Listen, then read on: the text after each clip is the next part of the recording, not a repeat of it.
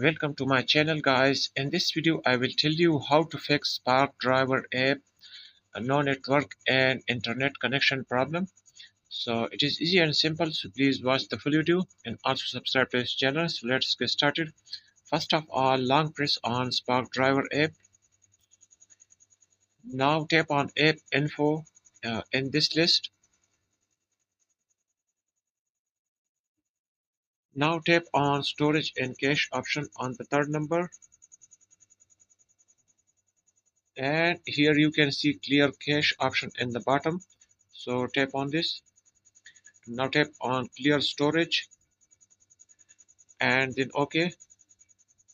Now the cache and storage has been cleared. So close this app and go to Play Store or App Store if you are using iOS.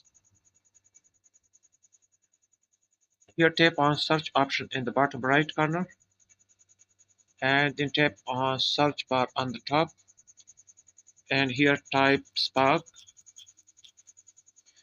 Driver app. So here you can see in suggestions. So tap on suggestions,